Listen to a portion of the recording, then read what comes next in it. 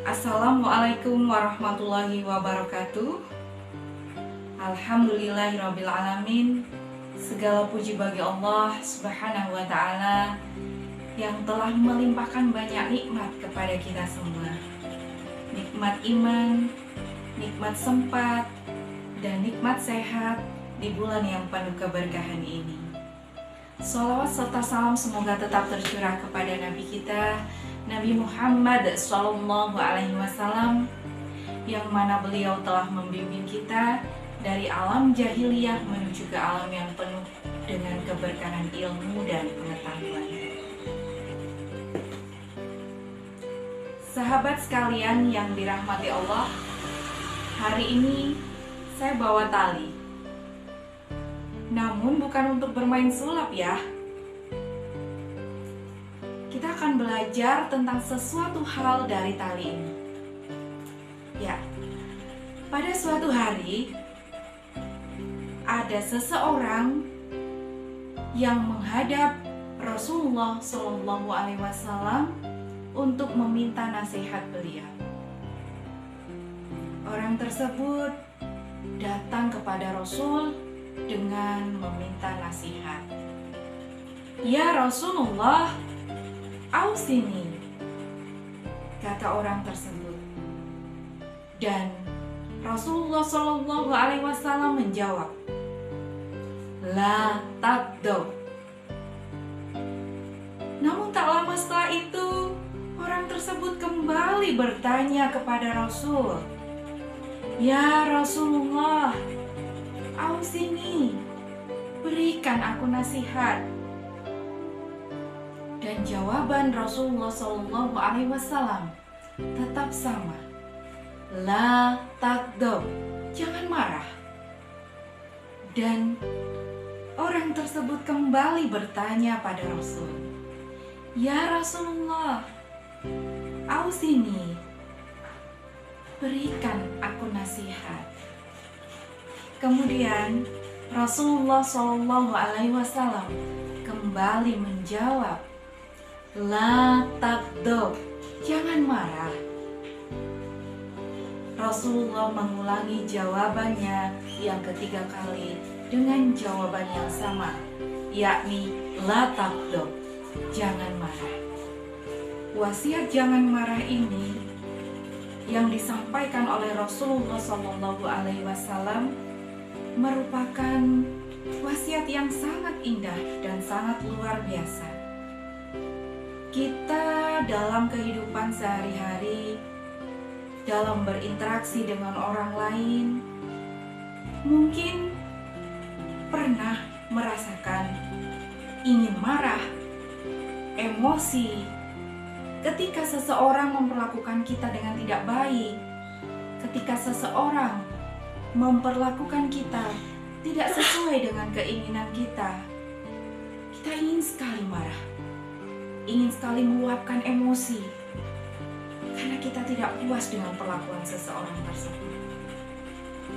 Namun, mari kita belajar dari pesan Rasulullah SAW tadi, la taqdob, jangan marah. Marah itu ibarat badai. Nah, kita tahu bahwa ada yang namanya badai Katrina itu ya. Baru-baru ini badai Katrina itu 1 detik saja bisa menghancurkan semuanya.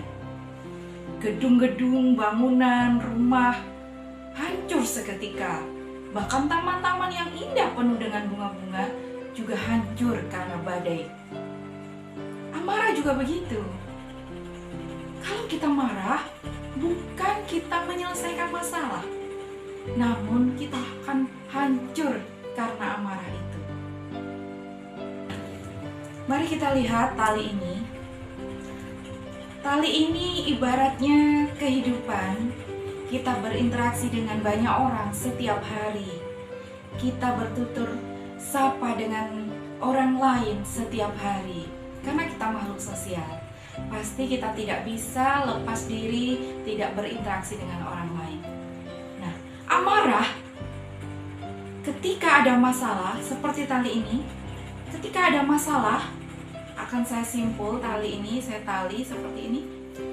Saya ikat. Nah, seperti ini.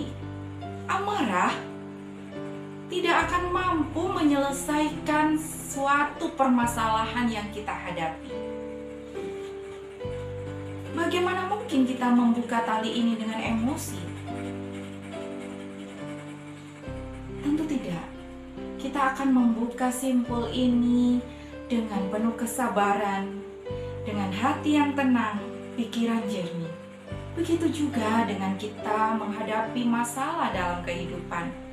Dengan kita berhadapan dengan orang lain, berselisih pendapat, kita jangan menghadapinya dengan penuh amarah.